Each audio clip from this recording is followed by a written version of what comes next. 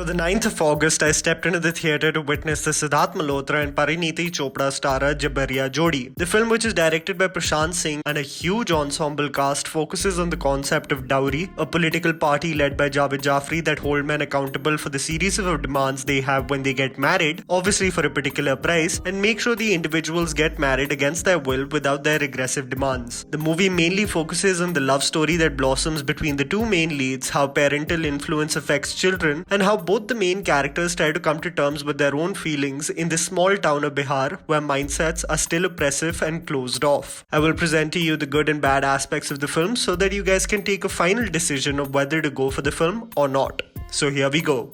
The good. The ensemble cast. The movie includes a huge cast of very talented actors, individuals that can immerse themselves in any fictional world created by the director. Each individual, despite their brief contributions, blend into the world with utmost conviction. Sanjay Mishra as Bubbly's father is one of the funniest aspects of the film. A man who is constantly fed up of his daughter's carefree antics and more or less is a spectator to the madness around him. Javed Jafri as Abhay's father puts forth a very resolute performance, an individual that has influence in the town, mainly through fear tactics, and only wants things to go his way. Apar Shakti Khurana, playing the role of a love-struck Balbir, has not much to do in the film with his unidimensional character. The funniest of the cast, however, are Mohit Baghel, an actor you might remember from the 2011 film Ready, and Chandan Roy Sanyal, you might remember him from Kamine. Both the actors have some of the best lines in the film and are extremely comfortable and natural whenever they come on screen. Costume design. A technical aspect that has to be appreciated in the film includes the costume design by Niharika Jolly and Malvika Kashikar. Knowing that the film is based in a small town in Bihar and most of the characters are deeply rooted in that locality, each character has a distinct way how they have been styled. Javed Jafri mainly rocking a kurta and pajama in contrast to his own son, who wears extremely bright, colorful and tight-fitted clothes, the antithesis of what an urban male would wear, but rocks it unapologetically in every frame. Parineeti Chopra has loud makeup and similarly dresses up in extravagant clothes. The designers took note of the loud characters in a small town and executed that extremely well.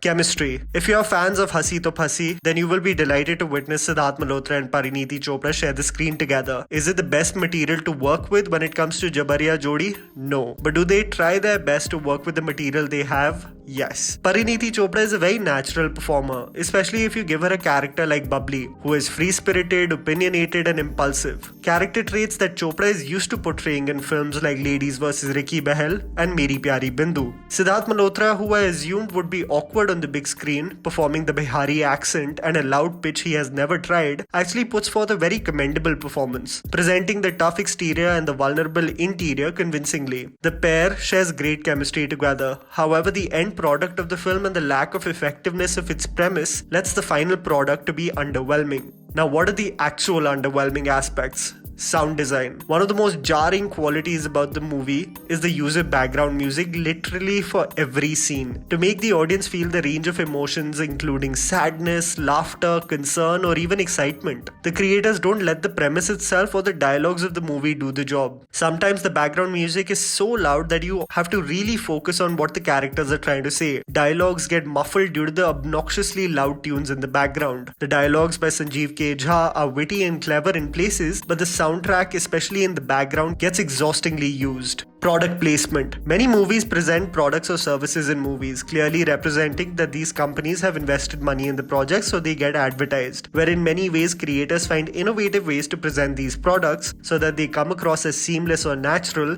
The movie includes some of the most unintentionally hilarious product placements through its running minutes. A Dr. More pen advertisement as blood pressure is getting measured, a Manyavar ad as wedding celebrations are taking place, and the worst one out of the lot includes a Gasso Fast ad as a character is going through acidity. मतलब subtlety, at least when it comes to these aspects, बिल्कुल तेल लेने गई थी इस movie में.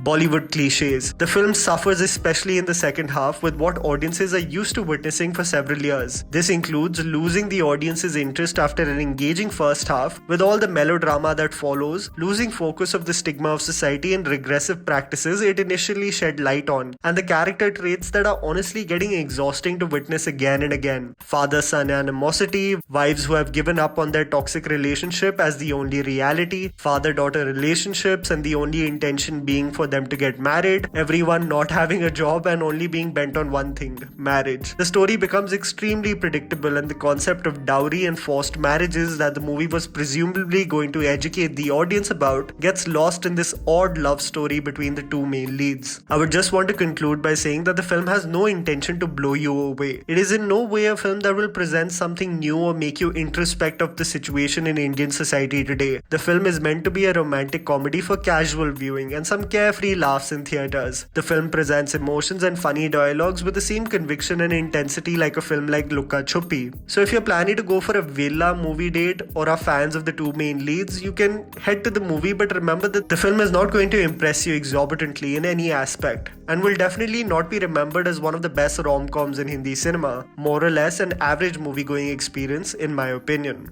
And that was the video, guys. Write it down in the comments below what you thought about the movie. Please don't forget to follow me on Instagram. The handle's right in front of you. Follow me at JammyPants4. Also, please support us by smashing the like button and subscribing to our channel for weekly content ahead. Thank you for watching.